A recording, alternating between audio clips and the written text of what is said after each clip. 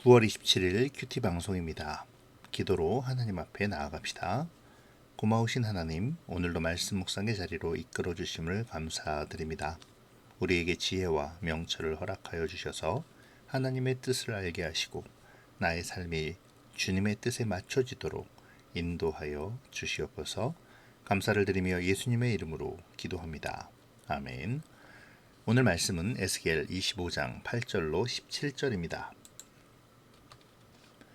주 여호와께서 이같이 말씀하셨느니라. 모압과 세일이 이르기를 유다 족속은 모든 이방과 다름이 없다 하도다. 그러므로 내가 모압의 한편 곧 그 나라 국경에 있는 영화로운 성읍들 벳 여시못과 바알 무온과 기랴 다임을 열고 암몬 족속과 더불어 동방 사람에게 넘겨주어 기업을 삼게 할 것이라. 암몬 족속이 다시는 이방 가운데에서 기억되지 아니하게 하려니와 내가 모압의 벌을 내리리니 내가 주 여호와인 줄 너희가 알리라. 주 여호와께서 이같이 말씀하셨느니라. 에돔이 유다 족속을 쳐서 원수를 갚았고 원수를 갚음으로 심히 범죄하였도다. 그러므로 주 여호와께서 이같이 말씀하셨느니라. 내가 내 손을 에돔 위에 펴서 사람과 짐승을 그 가운데서 끊어 대만에서부터 황폐하게 하리니 드단까지 칼에 엎드러 지리라. 내가 내 백성 이스라엘의 손으로 내 원수를 에돔에게 갚으리니 그들이 내 진노와 분노를 따라 에돔에 행한즉 내가 원수를 갚음인 줄을 에돔이 알리라. 주 여호와의 말씀이니라. 주 여호와께서 이같이 말씀하셨느니라. 블레셋 사람이 옛날부터 미워하여 멸시하는 마음으로 원수를 갚아 진멸하고자 하였도다. 그러므로 주 여호와께서 이같이 말씀하셨느니라. 내가 블레셋 사람 위에 손을 펴서 그렛 사람을 끊으며 해변의 남은 자를 진멸하되 분노의 잭벌로 내 원수를 그들에게 크게 갚으리라. 내가 그들에게 원수를 갚은즉 내가 여호와인 줄을 그들이 알리라 하시니라. 아멘. 어제 묵상에서 에스겔을 통해 암몬에 대한 심판을 선언하신 하나님은 모압에게도 심판이 있을 것임을 선언하시죠. 모압은 암몬 자손과 같은 혈통입니다. 소돔의 멸망 후 롯의 맏딸이 아버지와 근친 상간으로 낳은 아들의 후손들이죠. 그들은 요단강이 흘러가는 사해 동쪽 지역에서 북으로는 아르논강에 걸쳐 암몬 자손과 인접하였고 남으로는 에돔 족속과 경계를 이루며 살았는데요. 이들은 암몬 족속처럼 이스라엘을 괴롭힌 이방 국가들 중에 하나가 되었죠. 세일은 야곱의 형이었던 에서의 자손들인 에돔 족속이 거주한 곳 에돔 땅의 산지를 말합니다. 세일이란 관목이 무성한이라는 뜻을 갖고 있고요. 여기에는 호리 족속이라는 원주민이 살고 있었는데 에돔 족속이 그들을 쫓아내고 거주하였죠. 이 지역은 사해 남단에서 홍해의 아카비만에 이르는 광야의 산악지대를 가리킵니다. 이들 역시 이스라엘을 괴롭힌 이방 민족들 중 하나였습니다. 8절은 이들을 고발하는 내용이죠. 그들이 유다 족속이 모든 이방과 다름이 없다고 말하며 하나님의 나라요 하나님의 백성임을 부정하고 오히려 조롱했음을 밝힙니다. 그렇게 그들의 죄악을 고발하는 것이죠. 그들은 이스라엘 족속의 지위나 특성을 격하시키고 무시했으며 하나님과 이스라엘의 언약적인 관계를 부정했습니다. 이스라엘의 패망을 바라보며 그들은 이스라엘을 별 볼 일 없는 족속으로 격하하여 경멸하고 조롱한 것이죠. 그런데요, 이들의 심판은 이스라엘의 심판과는 다른 양상을 보입니다. 그들을 심판하시면서 하나님께서는 그들의 죄악에 대하여 그들이 행했던 가증스러운 우상 숭배를 언급하지 않으시죠. 다만 그들이 이스라엘을 멸시하고 조롱했기 때문이라고만 말씀하십니다. 하나님께서 그들에게 바라신 것은 대단한 의로움이 아니었죠. 불의하고 악한 가운데서도 이스라엘과 하나님을 대적하지 않고 구원의 기회가 주어졌을 때 이를 순순히 받아들이기를 원하셨던 것뿐입니다. 하지만 그들은 그 최소한의 은혜마저도 거절하고 말았죠. 그러한 그들의 교만과 죄악에 대하여 하나님께서는 그들을 심판하십니다. 온 나라가 자랑하던 영화로운 성읍들을 열어서 암몬 자손과 함께 동방 사람 곧 바벨론의 느부갓네살의 손에 넘겨주시죠. 영화로운 성읍이란 곡식이 풍족하게 나고 푸른 초지로 목축하기 알맞은 사람이 살기에 적합한 성읍들을 뜻합니다. 모압은 암몬처럼 징벌을 받은 후에야 비로소 여호와의 능력을 깨닫게 되겠죠. 그러나 그들은 이후에 민족으로서는 연약하게 존속할 뿐 국가 형태로서는 존재하지 못하게 됩니다. 모압에 대한 심판을 말씀하신 하나님은 에돔을 향한 심판을 선포하시는데요. 그들이 유다 족속을 쳐서 원수를 갚았고 그로 인하여 심히 범죄하였기 때문이라고 말씀하십니다. 그런데요, 오늘 본문에서 에돔의 복수가 무엇인지는 자세히 나타나지 않았죠. 야곱이 에서의 장자권을 속임수로 빼앗은 것에 대한 복수인지 아니면 이스라엘이 에돔에 대하여 끼쳤던 해악에 대한 복수인지 알 수 없는 것입니다. 하지만 분명한 것은 그들이 예루살렘의 멸망 때에 자기 형제들을 돕지 않았고 오히려 강포함을 부렸다는 것입니다. 더 나아가 복수라는 명목하에 하나님의 백성을 대적했다는 것이죠. 하나님의 백성을 대적한다는 것은 그 백성을 통치하고 이끄시는 하나님을 대적한 것이기나 마찬가지기에 그들에 대한 심판의 선언은 당연한 것이라고 할 수 있습니다. 그들을 향한 심판은 크고 가혹합니다. 대만에서 드단까지 사람뿐 아니라 짐승까지 생명 있는 모든 것을 죽이실 것을 선언하시죠. 하나님이 직접 손을 에돔 위에 펴서 그 일을 이루심을 천명하십니다. 하나님이 직접 손을 펴신다는 의미는 주님께서 직접 당신의 권세를 나타내셔서 심판할 것을 암시하는 말입니다. 대만에서 드단까지라는 것은 에돔의 전 지역을 상징하는 것이기도 하죠. 그러니까 하나님의 에돔에 대한 심판이 에돔 전 지역에서 이루어진다라는 의미인 것입니다. 그런데 이 심판을 지금까지의 바벨론이 아닌 나의 백성, 곧 하나님과의 언약의 관계에 있는 이스라엘을 시켜 이루시겠다고 말하시죠. 이전에 에돔 족속은 하나님의 백성인 이스라엘을 대적함으로 하나님께 범죄하였으나 이제는 하나님의 섭리로 그 이스라엘을 통하여 하나님의 심판을 받게 될 것임을 선언하고 계시는 것입니다. 실제로 이 심판은 오랜 시간이 흐른 뒤에 일어났죠. 주전 164년 마카비를 통해 에돔을 정복한 것이 바로 그것입니다. 이후로 에돔 사람들은 나라로서가 아닌 개인으로서 성경에 나타나게 되는데요. 예수님이 태어나실 당시에 이스라엘의 분봉왕이었던 헤롯 일가가 바로 이두메인 곧 에돔 사람이었죠. 하지만 주 70년 예루살렘이 함락된 후에 에돔 사람들은 더 이상 성경에 등장하지 않습니다. 역사상에서 사라지게 되었죠. 마지막으로 하나님은 블레셋에 대한 심판을 선언하십니다.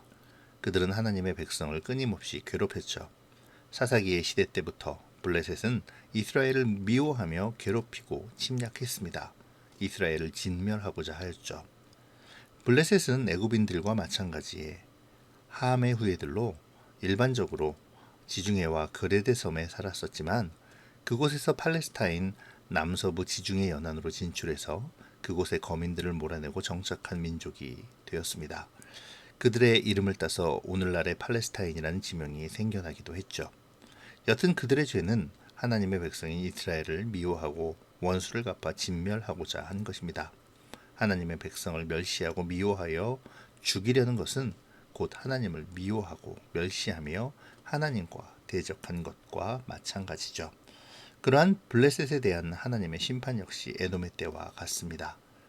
블레셋 사람 위에 손을 펴서 심판이 완전히 임하게 하시고 그렛 곧 그들이 있던 곳인 그레데 섬에서 온 자들을 끊으며 해변에 남은 자 곧 팔레스타인 지역의 지중해 해변에 있던 그들의 나라를 진멸하시겠다고 선언하신 것이죠.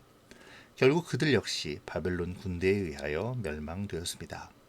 하나님의 심판이 임하고 나서야 블레셋 사람들은 자신을 심판하시는 분이 여호와 하나님이신 줄 알게 되었겠죠. 그들은 이스라엘을 미워하고 멸시하였지만 정말 그들이 미워하고 멸시한 것은 이스라엘을 부르시고 인도하시며 지키시는 하나님을 미워하고 멸시한 것이었습니다. 이스라엘을 대적하였지만 하나님께서는 자신을 대적하였던 것으로 간주하셨죠. 하나님의 백성에 대한 하나님의 생각과 사랑이 드러나는 부분이기도 합니다. 자, 이제 오늘 말씀의 적용점을 살펴보도록 하죠. 내가 여호와인 줄 그들이 알리라. 이 말은 에스겔서에서 일관되게 나오는 주요 선언이자 선포입니다. 그리고 에스겔서의 주제이기도 하죠. 하나님께서는 하나님의 대적들에게 그들의 심판이 단순한 처벌의 개념으로 고통과 파멸을 당하게 하는 것에 목적이 있는 것이 아니라 그 일을 통해 하나님의 참되심을, 공의로우심을 깨달아 알게 하십니다. 하나님은 자신의 백성에게나 이방인에게나 동일하게 죄악 가운데 심판하심으로 하나님이심을 드러내고 계시는 것입니다. 이 구절을 바라보며 하나님을 생각해 보아야 하죠. 하나님은 이스라엘의 하나님이시기도 하지만 온 인류, 모든 민족, 열방의 하나님이시기도 합니다. 모든 만물은 그의 섭리 가운데 있죠. 오늘 본문은 그것을 보여주고 있습니다. 주변 나라들은 이스라엘과 하나님과의 관계가 틀어진 것을 보며 손뼉을 치고 즐거워했지만 그들 자신도 하나님의 심판을 피할 수는 없었습니다. 그들도 하나님의 손 아래 있었던 것이죠. 하나님께서는 이방인들에게도 하나님의 공의를 보이심으로 하나님이 공의로우신 분이심을 알려주십니다. 이스라엘을 행위대로 심판하신 하나님께서는 열방들 역시 그 행위대로 심판하시죠. 그들이 비록 이스라엘의 징계의 도구로 사용되었다 하더라도 그들의 죄악, 하나님을 멸시하고 하나님의 백성들을 조롱했던 그 죄악으로 말미암아 그들 역시 징계의 대상이 되고 말았습니다. 하나님의 전체 열방에 대한 심판하심과 징계하심은 이스라엘에게는 큰 위로와 소망이 되었죠. 특별히 그들을 조롱하고 괴롭혔던 주변의 나라들에 대한 심판은 하나님께서 하나님의 백성들을 징계는 하시되 결코 멸망 가운데 버려두시지 않는다는 복음이 되었습니다. 사실 하나님께서 이스라엘의 죄를 벌하시는 것은 지극히 당연해도 이웃 나라가 이스라엘의 불행을 조롱하는 것은 매우 부당한 일입니다. 왜냐하면 그러한 일은 자기 백성을 징벌하시는 하나님을 모욕하는 것이기 때문이죠. 하나님의 택함받은 하나님의 나라가 조롱받는다는 것은 곧 하나님이 멸시와 조롱을 받는 것이기 때문입니다. 징계를 받는 본문의 민족들은 여호와 하나님을 더 빨리 알아야 했죠. 그분이 이스라엘의 하나님만이 아니라 자신들의 하나님이심을, 자신들이 섬기는 헛된 우상들과는 다른 참 하나님이심을 알았어야 했습니다. 온 세상을 주관하시는 하나님에 대한 더딘 깨달음은 패망을 부를 뿐이었죠. 이 시간 내가 아는 하나님을 묵상해 봅시다. 나는 하나님을 얼마나 알고 있습니까?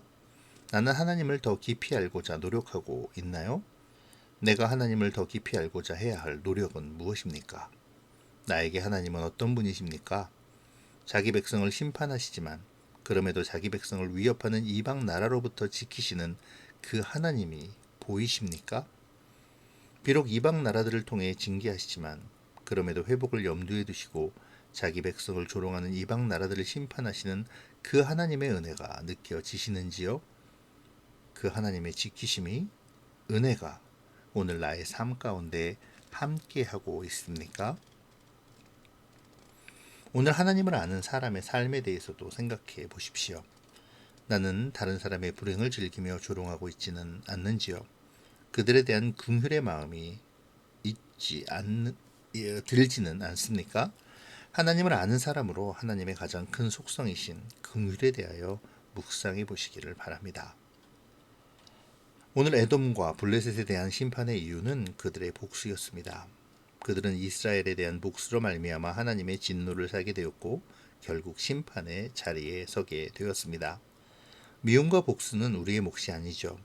시편에서 시인들은 하나같이 자신의 원수를 자신이 갚는 것이 아니라 하나님께 맡김을 볼 수 있었습니다. 하나님께서 자신의 억울함을 신원해 주실 것을 간구했죠. 마음의 복수심의 칼을 품고 하루하루 고통 속에 사는 것이 아니라 하나님께 모든 것을 맡기고 하나님의 일하심을 기대하며 긍휼한 마음을 갖고 살아가는 것, 이것이 오늘의 삶을 훨씬 더 행복하게 사는 방법이 될 것입니다. 오늘 본문은 하나님께서 이스라엘을 모욕하고 힘들게 했던 모압과 에돔, 블레셋을 벌하심으로 하나님께서 참 신임을 알게 하셨습니다. 그리고 하나님은 훗날 이스라엘을 영광스럽게 회복하심으로 자신이 참 하나님이심을 드러내시죠.